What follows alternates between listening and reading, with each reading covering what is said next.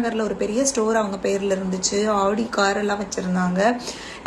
இது எல்லாமே அவங்க செல்ஃப் மேட் உமன். அவங்களுக்கு ஒன்றும் பெரிய பேக்ரவுண்ட்லாம் கிடையாது, சினிமா பேக்ரவுண்ட் இருக்கிற மாதிரிலாம் தெரியாது. நான் மீடியாவில் தான் இருந்தேன் அப்படிங்கறனால அவங்களோட க்ரோத்தை கொஞ்சம் பார்த்துருக்கேன் நான். இப்போ மற்றபடி ஃப்ரெண்டு அந்த மாதிரி எல்லாம் தெரியாது. பட் ஸ்டில் எதுக்கு இப்போ அதை சொல்கிறேன்னா, இப்போ என்ன பண்ணுறீங்கன்னு அந்த இன்டர்வியூவில் கேட்குறாங்க. ஒன்றுமே இல்லை, நான் கரியரே விட்டுட்டேன். நான் வந்து இவரை கல்யாணம் பண்ணதுக்கப்புறம் இவருக்கு அவர் சொல்லியிருக்காரு, எனக்கு சோறு போடக்கூட ஆள் கிடையாது, நான் எப்பயுமே தனியாக சாப்பிடுவேன் அப்படி இப்படின்னு கதை விட்டுருக்காரு. அதனால இந்த அம்மா சுட சுட சோறு செஞ்சு அவர் எங்கே இருந்தாலும் அந்த நேரத்துக்கு அவருக்கு பரிமாறிட்டு அதுக்கப்புறம் இவங்க சாப்பிட்டுட்டு அப்புறம் இவருக்கு ஷூ தொடச்சி கொடுக்கறது, சட்டை எடுத்து கொடுக்கறது, இதையே தொழிலாக பார்த்துருக்காங்க. கரியரை கம்ப்ளீட்டாக விட்டுட்டாங்க.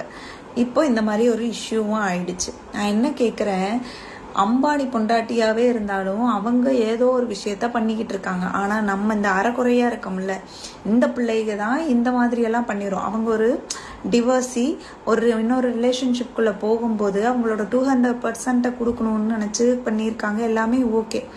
பட் நான் என்ன சொல்ல வரேன்னா, எல்லா பெண்களுக்கும் நீங்க எவ்வளோ ஒரு ஹாப்பியான ரிலேஷன்ஷிப்ல, இப்போ இந்த ரிலேஷன்ஷிப்குள்ள இருக்கிற இஷ்யூவை பத்தி நான் பேசவே இல்லை, கரியர் ஓரியன்டா மட்டுமே நான் சொல்றேன்.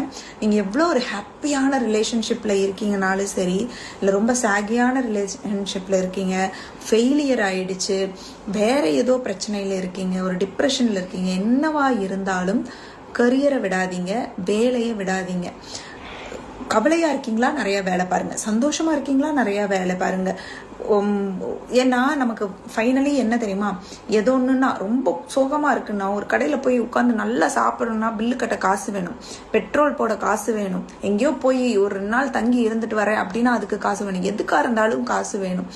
யாருமே அப்பா அம்மா அண்ணன் தம்பி புருஷன் புள்ள எவனுமே கடைசி வரைக்கும் நிலைக்க மாட்டான்.